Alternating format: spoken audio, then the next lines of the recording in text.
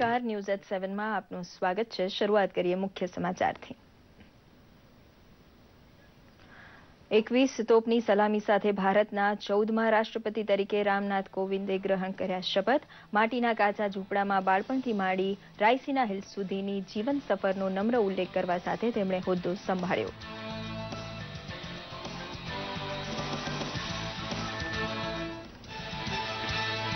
જળબંબાકાર બનેલા બનાસકાંઠા અને પાટણ પંથકનું હવાઈ નિરીક્ષણ કરવા ગુજરાત પહોંચ્યા પ્રધાનમંત્રી। રાહત અને બચાવ કામગીરીની સમીક્ષા માટે ઉચ્ચ અધિકારીઓ સાથે અમદાવાદ હવાઈ મથકે બેઠક યોજ્યા બાદ ડીસા તરફ રવાના થયા।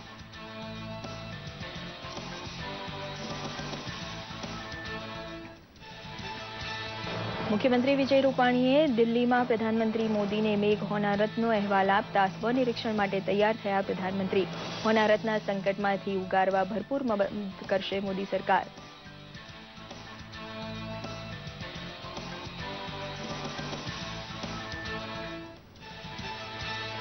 પૂરગ્રસ્ત બનાસકાંઠા અને પાટણ જિલ્લામાં વરસાદનું જોર નરમ થતા વહીવટીતંત્રએ લીધો રાહતનો શ્વાસ। જોકે પાણી ઓસરતા હજુ લાગશે વાર। સ્થળાંતરિત 9700 લોકો માટે ફૂડ પેકેટ્સનું વિતરણ તંત્રની પ્રાથમિકતા।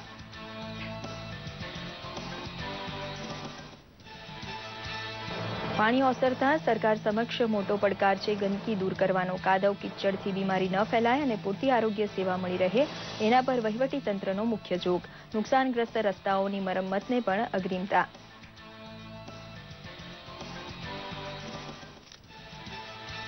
રાજ્યની પૂરગ્રસ્ત સ્થિતિ પર મુખ્યમંત્રી વિજય રૂપાણી ખુદ રાખી રહ્યા છે નજર। ગઈકાલે ડીસા જઈ સ્થિતિની કરી સમીક્ષા। પ્રધાનમંત્રી કાર્યાલય પણ બચાવ રાહત કામગીરી પર નજર રાખવા સાથે મદદરૂપ બની રહ્યું હોવાનું જણાવ્યું।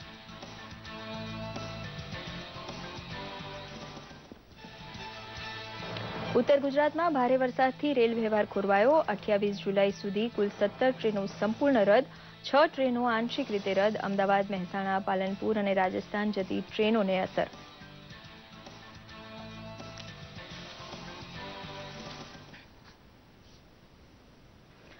ભારતના 14મા રાષ્ટ્રપતિ તરીકે રામનાથ કોવિંદની શપથવિધિ નિહાળનાર દુનિયાને આપણી લોકશાહીની પરિપક્વતાનો પરિચય મળી ગયો છે। કાનપુર પાસેના નાના ગામડે ગાર માટીના કાચા ઝૂંપડામાં બાળપણ વીત્યું હોય તેવા વિરલાને સર્વોચ્ચ પદ પર સેવા કરવાની તક મળે તેને લોકશાહીનો પ્રતાપ ગણવો પડે।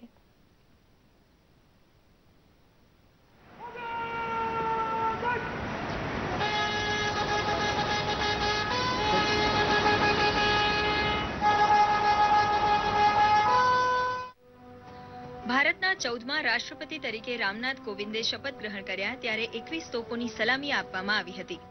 मैं ईश्वर की शपथ लेता हूं कि रामनाथ कोविंद ईश्वर की शपथ लेता हूं कि मैं श्रद्धापूर्वक भारत के राष्ट्रपति के पद का कार्यपालन करूंगा। भारत के राष्ट्रपति के पद का कार्यपालन करूंगा। ભારતના મુખ્ય ન્યાયાધીશ જે.એસ. ખેર દ્વારા તેમને સંસદના સેન્ટ્રલ હોલમાં શપથ લેવડાવવામાં આવ્યા ત્યારે નિવૃત્ત થતા રાષ્ટ્રપતિ પ્રણવ મુખર્જી, ઉપરાષ્ટ્રપતિ ડોક્ટર હમીદ અંસારી, લોકસભા અધ્યક્ષ સુમિત્રા મહાજન, પ્રધાનમંત્રી નરેન્દ્ર મોદી, પૂર્વ પ્રધાનમંત્રી ડોક્ટર મનમોહન સિંહ તથા એચ.ડી. દેવેગૌડા, ભાજપ પ્રમુખ અમિત શાહ, કોંગ્રેસ प्रमुख सोनिया गांधी हाजिर હતા। मुझे भारत के राष्ट्रपति पद का दायित्व सौंपने के लिए मैं आप सभी का हृदय से आभार व्यक्त करता हूं।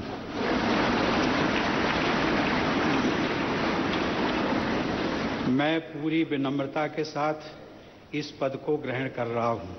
मैं इस महान राष्ट्र के 125 करोड़ नागरिकों को नमन करता हूं और उन्होंने मुझ पर जो विश्वास जताया है उस पर खरा उतरने का मैं वचन देता हूं।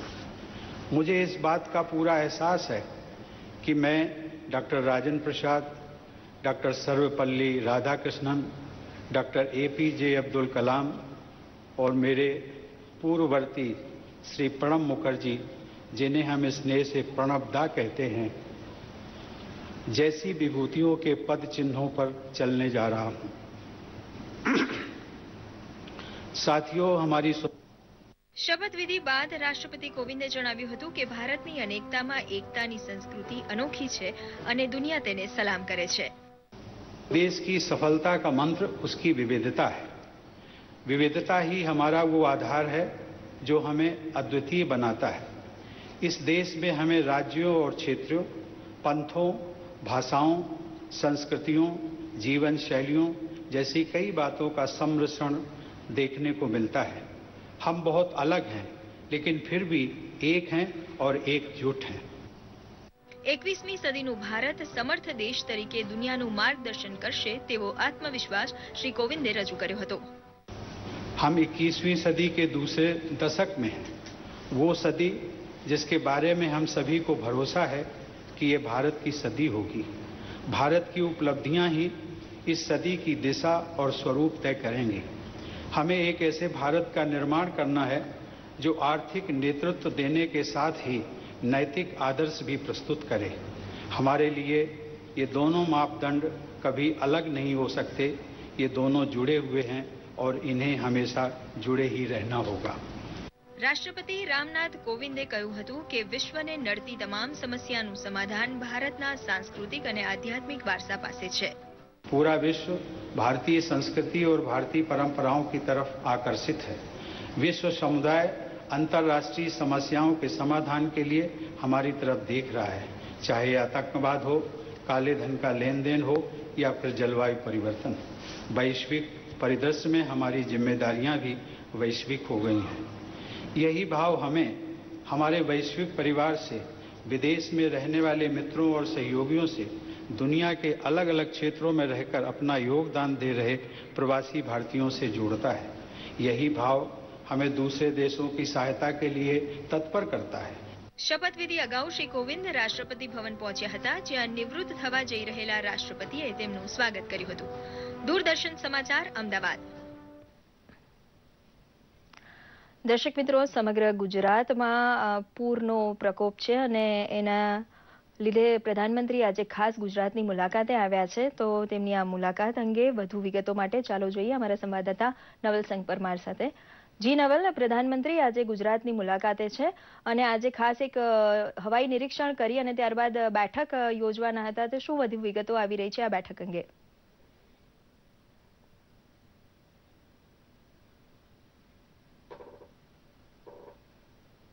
જી નવલ।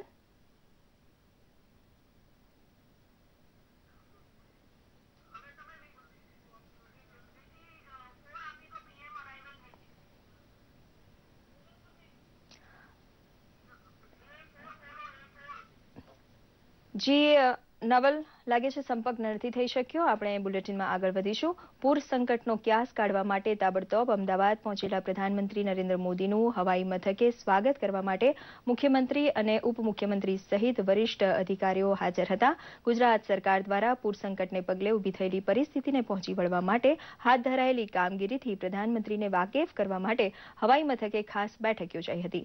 જાનમાલના નુકસાનને પ્રાથમિક અંદાજ કાઢવા સાથે રાહત બચાવમાં કેટલી મદદની અપેક્ષા કેન્દ્ર સરકાર પાસે છે તેની રજૂઆત પ્રધાનમંત્રી સમક્ષ આ બેઠકમાં કરવામાં આવી હતી।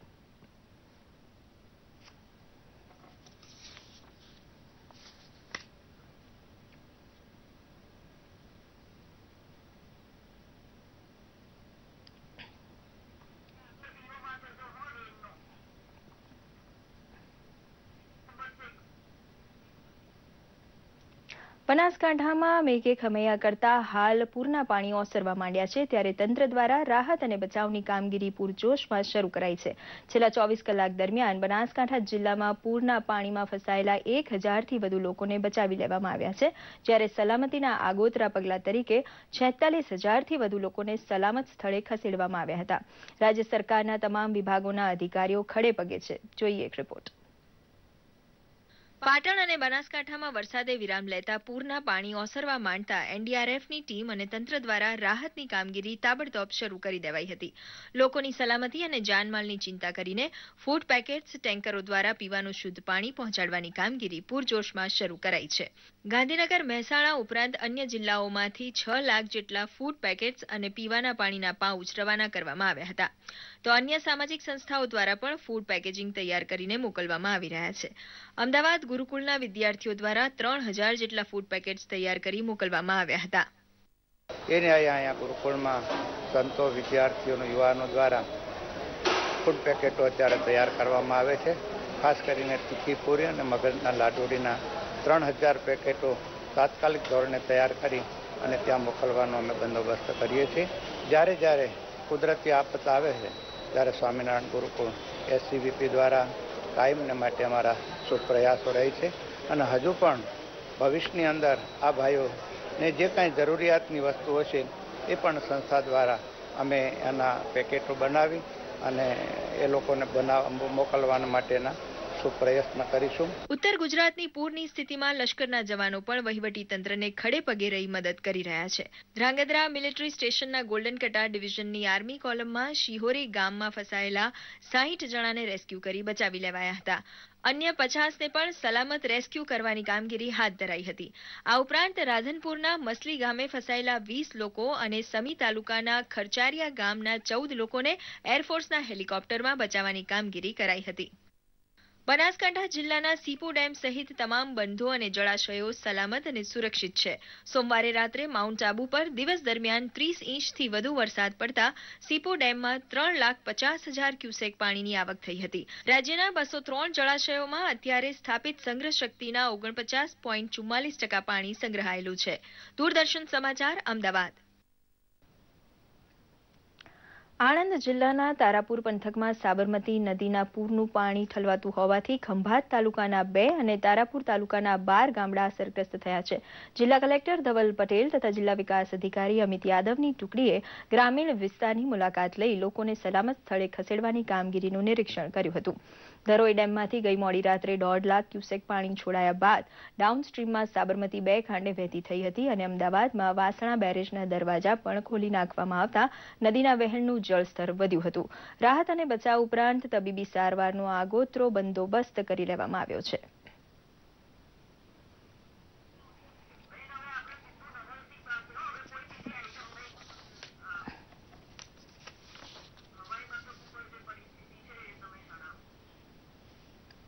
સાબરમતી નદીમાં પાણી છોડવામાં આવ્યું છે. કુલ આણંદ જિલ્લામાં 1,40,000 ક્યુસેક જેટલું પાણી આવે એવી શક્યતા છે અને તારાપુર અને ખંભાતના કુલ 12 + 2 14 ગામો જે દર વર્ષે પાણીથી સાબરમતીના પાણીથી અસર થાય છે. ગ્રામજનોને ખાસ વિનંતી એટલી છે કે જે નીચાણવાળા વિસ્તાર હોય ત્યાંથી માણસો, ઢોર, માલ એનું સ્થળાંતર ઊંચાણવાળા વિસ્તારોમાં કરાવી લે, એલર્ટની સ્થિતિમાં રહે અને પાણી વધારે ઓછું જે છોડે એ પ્રમાણે માહિતી આપે એ પ્રમાણે ગ્રામજનો તરત જ એમની કાર્યવાહી કરે. એના માટે બધા ગ્રામજનો, આગેવાનો, સરપંચશ્રીઓ બધાને મળવાનો કાર્યક્રમ કર્યો છે અને ખાસ આ વર્ષે પાણી જે આવશે એ સાંજના સમયે આવશે અને રાત્રિ દરમિયાન રહેશે. એટલે રાત્રિ દરમિયાન કોઈ વ્યક્તિ ખેતરમાં કે બહાર ન રહે અને બધા ગામની અંદર રહે અને એલર્ટ સ્થિતિમાં રહે એ પ્રમાણે બધાને સૂચના આપી છે. અને દર્શક મિત્રો, હવે જઈએ આપણે એરપોર્ટ, જ્યાં અમારા સંવાદદાતા નવલસિંહ પરમાર આપણી સાથે જોડાઈ રહ્યા છે. જી નવલ, આપ પ્રધાનમંત્રીની આજની જે ગુજરાતની મુલાકાત છે તેના પર શરૂઆતથી નજર રાખી રહ્યા છો. અત્યારે શું લેટેસ્ટ તાજી વિગતો છે?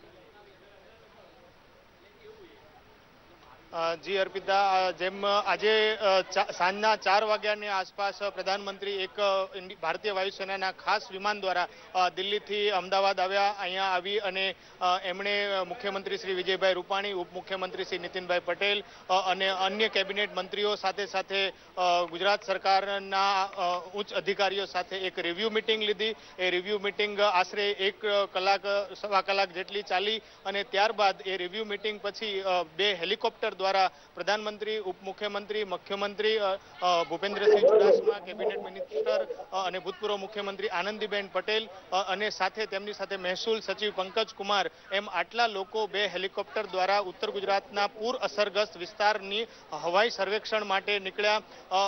જે આશરે 5:20ના ગાળામાં નીકળેલા. ત્યારબાદ હાલ થોડી જ વારમાં એમના હેલિકોપ્ટર જે છે લેન્ડ થઈ રહ્યા છે. એ અમદાવાદ એરપોર્ટ ઉપર પરત ફરી રહે છે. હવે જોઈએ અહીંયા કદાચ એક ફરી થોડી ટૂંકી મિટિંગ પણ થઈ શકે છે, જે અંગે ચોક્કસ માહિતી તો અમારી પાસે ઉપલબ્ધ નથી. આ સમગ્ર રિવ્યુ મિટિંગ અને એના પછીનું જે હવાઈ નિરીક્ષણ જે છે એના દ્વારા પ્રધાનમંત્રી જે છે એ આફતગત પરિસ્થિતિ જે છે એ અંગે ગુજરાત સરકારને જરૂરી માર્ગદર્શન અને તમામ શક્ય સહાય જે છે એ પૂરી પાડશે એવું 2 દિવસ પહેલાથી એમને ગુજરાતના મુખ્યમંત્રી ગુજરાતના વિજયભાઈ રૂપાણીને ફોન પર જણાવેલ અને આજે જ્યારે મુખ્યમંત્રી શ્રી સવારે નવી દિલ્હી ખાતે પાર્લામેન્ટ હાઉસમાં પ્રધાનમંત્રી શ્રીને મળ્યા ત્યારે પણ એમને એવી ખાતરી આપેલ અને ત્યારબાદ એ હવાઈ નિરીક્ષણ માટે તેમને જણાવેલ અને તાત્કાલિક ધોરણે તે હવાઈ નિરીક્ષણ માટે ગુજરાત પધારેલ છે. જી અર્પિતા. જી નવલ, પ્રધાનમંત્રી આજે બેઠક જે યોજી છે, શું કોઈ સમાચાર છે કે મીડિયાને મળવાના છે? નિરીક્ષણ બાદ મીડિયાને મળવાના છે?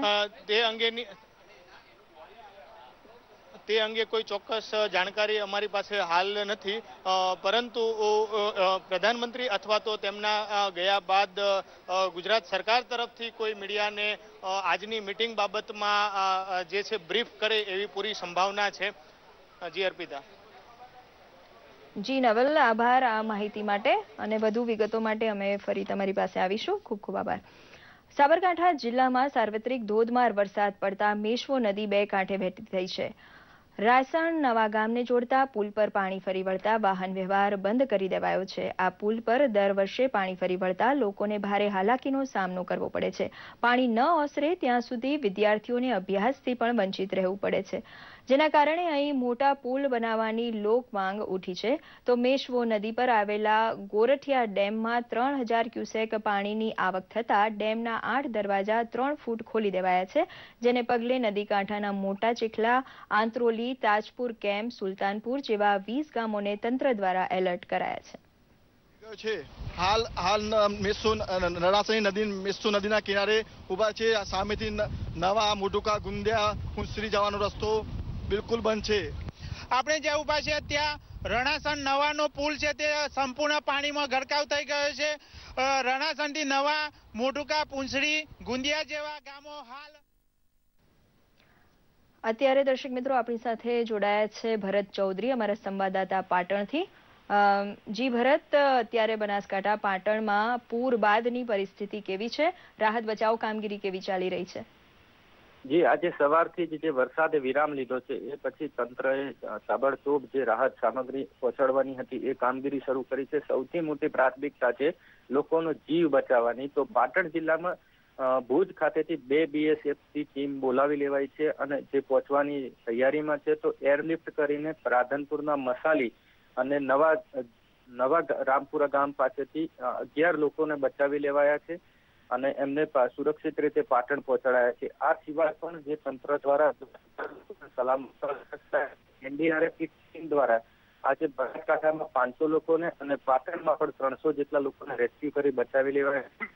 કાંકરેજ તાલુકામાં 55 જેટલા વ્યક્તિઓ જે ફસાયેલા હતા એને NDRFની ટીમે બચાવી લીધા છે.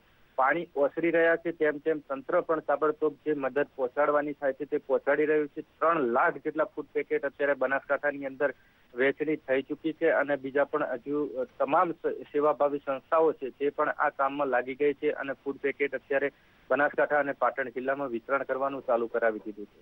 જી, ફૂડ પેકેટનું વિતરણ થઈ રહ્યું છે અને ખાસ કરીને જોવા મળે છે કે વરસાદ બાદની સ્થિતિમાં રોગચાળો ફેલાવાની ભીતિ ઘણી હોય છે. તો આરોગ્ય તંત્ર દ્વારા કેવા પગલાં આરોગ્ય માટે લેવાઈ રહ્યા છે?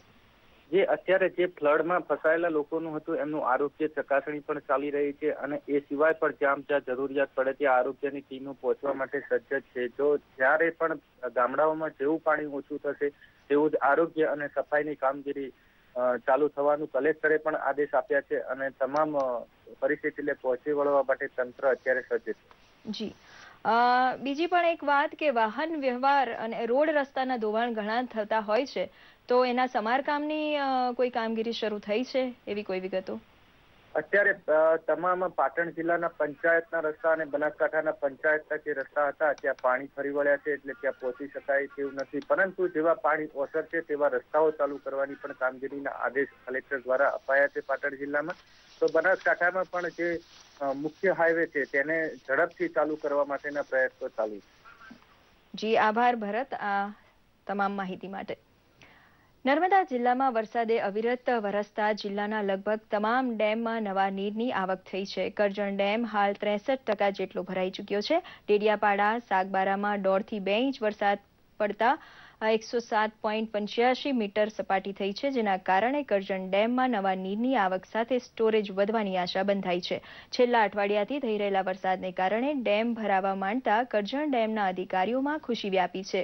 રૂટ 2 લેવલથી વધુ જળસ્તર થતા હાલ 3 મેગાવોટના 2 વિદ્યુત મથકો ચાલુ કરી સિંચાઈ માટે કેનલમાં પાણી આપવામાં આવી રહ્યું છે. હાલ ડેમમાં 1200 ક્યુસેક પાણીની આવક થઈ છે અને ધીરે ધીરે જળ સપાટીમાં વધારો નોંધાઈ રહ્યો છે. અમદાવાદનું ઇસરો જેમની કર્મભૂમિ હતું તેવા પ્રસિદ્ધ વૈજ્ઞાનિક પ્રોફેસર યશપાલનું દિલ્હી નજીક નોઈડામાં 90 વર્ષની વયે નિધન થયું છે. યશપાલને 1976માં પદ્મભૂષણથી 2013માં પદ્મવિભૂષણથી સન્માનવામાં આવ્યા હતા. 1973માં યશપાલે સ્પેસ એપ્લિકેશન અમદાવાદના પ્રથમ ડાયરેક્ટર તરીકે પણ કાર્યભાર સંભાળ્યો હતો. તેમનો જન્મ 26 જાન્યુઆરી 1926ના રોજ થયો હતો. પ્રોફેસર યશપાલ ભારતીય શિક્ષાવિદ અને વૈજ્ઞાનિક હતા. તેઓ અનેક મહત્વપૂર્ણ પદ પર રહ્યા હતા. તેઓ 1983-84માં યોજના પંચના મુખ્ય સલાહકાર રહ્યા હતા.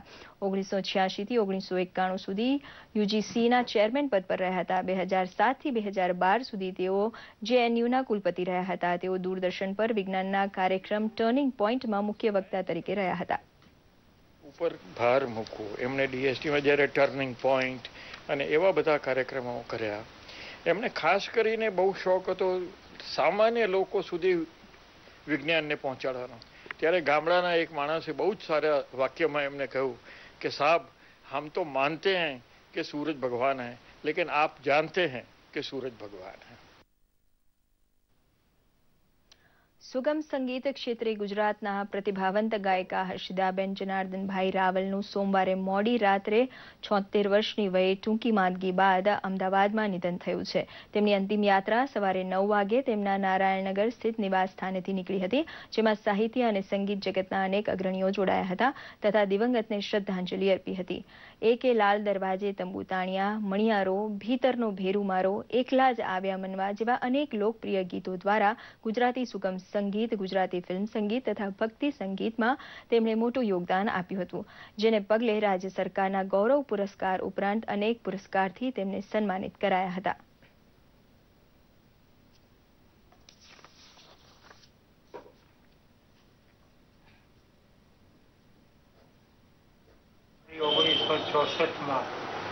સુગમ સંગીતના રાગ સંગીતની પ્રવૃત્તિમાં સાથે કૃતિમાં કામ કરતા કરતા જૂનાનું બંધ નજીકનો પરિચય કેળવાયો અને યજ્ઞગ્રંથિથી પણ અમે લાગણીનો સ્વીકાર કર્યો. 1964થી અત્યાર સુધી સંગીતને માણ્યું, ભક્તિ સંગીતને માણ્યું, કલાને માણ્યું, એનો આનંદ છે. તો દર્શક મિત્રો, આ સાથે ન્યૂઝ એટ 7 અહીંયા સમાપ્ત કરીએ છીએ. નમસ્કાર.